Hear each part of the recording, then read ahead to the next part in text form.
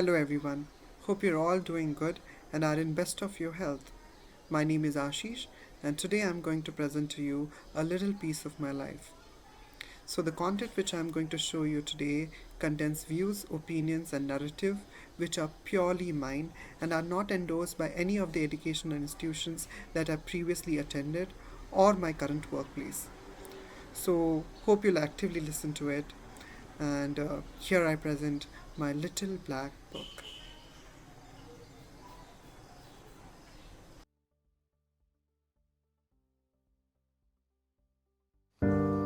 I come from a small town. Growing up, I always used to dream of living in a metropolitan city. I will become a big rich man one day, reside in a skyscraper, commute in a huge car, and have a white collar job in a multinational company and fulfill all my dreams. With the big city dream in my eyes, I worked hard and gave up all the exciting things and adventures that I could do and have living in a small town. And I landed up in a big city for my education. I was awestruck with the tall buildings, beaches, the rain, people driving fancy cars. They wearing these branded clothes, sparkly jewels, shiny glares from the giant shopping malls. Parents driving their children to college in Mercedes, sipping Starbucks coffee after lectures, late night rides in the metros and the trains, the safe public places. I envied how beautiful people in the cities are, the amazing diversity among them. They all look different. Sometimes nobody even bothered to ask each other what caste class they belong to, or they are vegetarian or non-vegetarian, or where they come from. It was just understood and accepted maybe. Everything looked so good, as if I'm living a musical life. But soon I realized that it is just my illusion. My eyes painted with big city dreams could not see it all, as I was conditioned to think and have this life someday throughout my education. I only heard the narratives of the privileged, the narratives of an upper middle class childhood that I could never have. And then when I unlearned and relearned a few things, I was able to see things vividly, clear, all visible. And I was no more surprised by the city life. I lived in a concrete jungle where everybody lived in their own bubble. No one cared. Everything was running in a fast-forward mode. The trains, the buses, even the humans had become a machine adapted to only a few emotions. Putting the earplugs in their ears, they did not hear anything. The honking, the smell of the burning fossil fuels, the voices of the people whose houses were flooded with rainwater, the voice of the wood-cutting machine with which the trees being cut down to build more infrastructure, the voice of the children who had no playground to play, voices of the birds were no more heard under the smog, the electric wires that covered the sky. The voices of the people belong to urban disadvantaged households who wipe their sweat under the increasing temperature after working their 9 to 6 shift for the money that barely supports their urban livelihood, their children's education, and most importantly, their city dream. While the minority billionaires stayed in their AC offices, travel in fancy motor cars, which needs maintenance more or equal to monthly income of an urban slum house, and their children go to school at least 10 times more expensive than an average low-fee paying private school.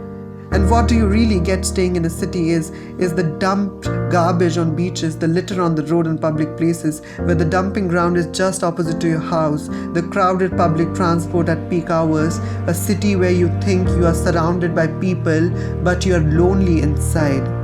The day-by-day rising temperature, where you experience a non-season rain suddenly, where you won't find a peaceful corner to hide for a second, with the loud noise of industrial activities and the billions of vehicles honking at the same time, and the further widening of class divides in the population, the shift in aspiration of people who came with a certain dream, the new era of oppression, the constant invisible saying that you are not good enough and there is always somebody better available follows you like a shadow.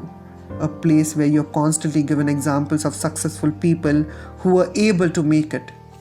Where the sunset comes with a dying dream which is telling you that you won't be able to make it. a place where you're constantly told to fit in, to not be you, but someone else that you're not and will never be. I don't belong here, and the pandemic gave me this opportunity to run as fast as I can.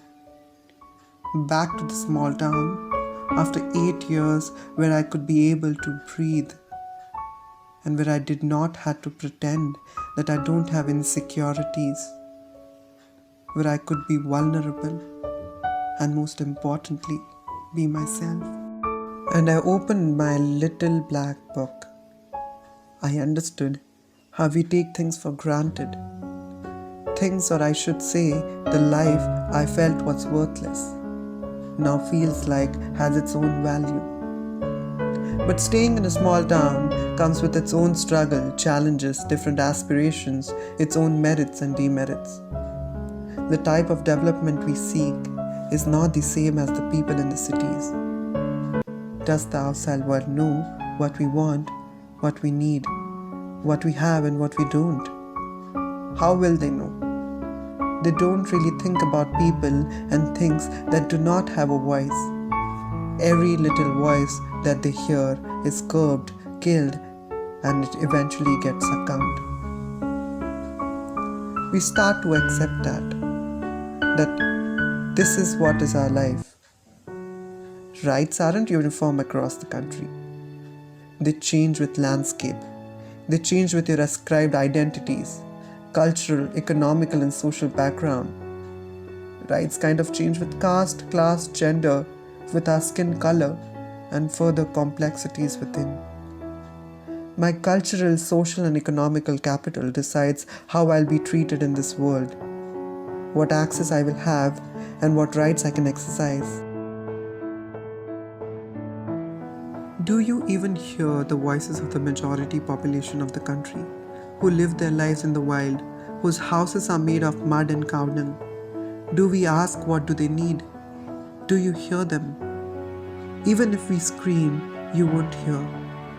People living in small towns and villages are abandoned, you know. Now, if you say people from small town are still stuck with and are rooted in the issues of caste, religion, and they need to grow and catch up with the 21st century changes, then let me tell you, did you ask if we need this rapid urbanization and industrialization? Tell us if our life experiences are same as yours. Everything is not about the people living in the cities. Tell us more about how are we made aware about the world.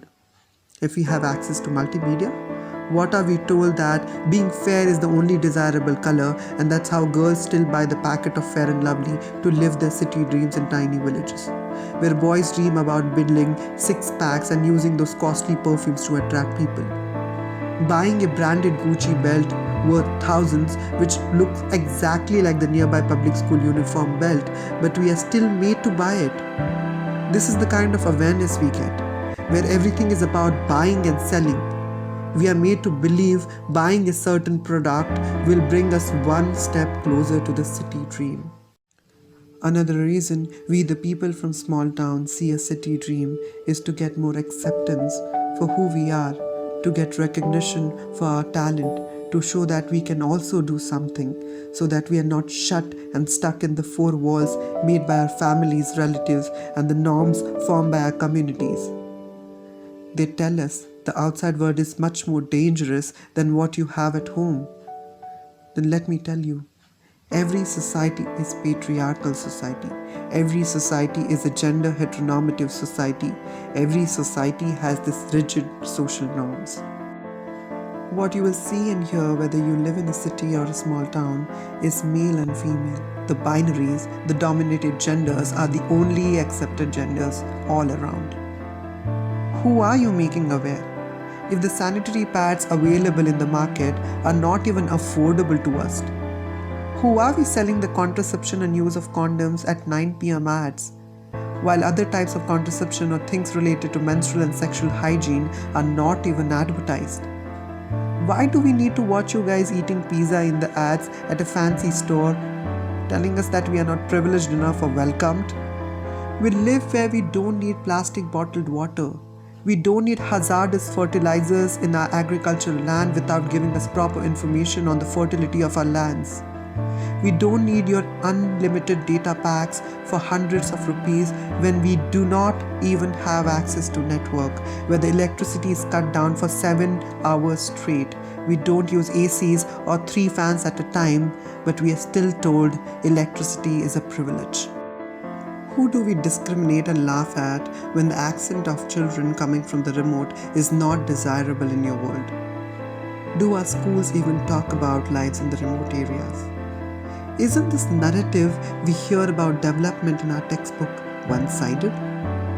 This is oppression, which deprives people from opportunity, limits them from achieving and experiencing things that they are worthy of. This invisible barriers always follows you like a shadow in one or the other form. Oppression, as a structure, affects a wide range of aspects, such as access to resources, food, health, education, freedom and opportunity. We have internalized this dehumanizing structure of oppression. We are looted, exploited by the attitudes and demands and the minds of the capitalist society that these cities have formed. The urban-rural divide intensifies this oppression and causes social exclusion and multi-exploitation. Our policies are often formulated without considering their relevance to these local needs. The stakeholders at the front line are then directed to implement the reforms and programs with inadequate capacity, lack of resources, and lack of support and training. Thus, it is essential that we have policies which are more secular, contextualized, which promotes inclusion rather than exclusion, and addresses the local demands and needs rather than just one-size-fits-all approach. We do not need a capitalist society, because if we become one, we will be then told to be sustainable and have sustainable living. Our villages and small towns are already more sustainable than you can ever think. We just need more resources and the support to live our dreams. It is time that we open our eyes and tell you that we don't need to be like you. It is time to open your eyes and stop seeing dreams from one-sided narratives.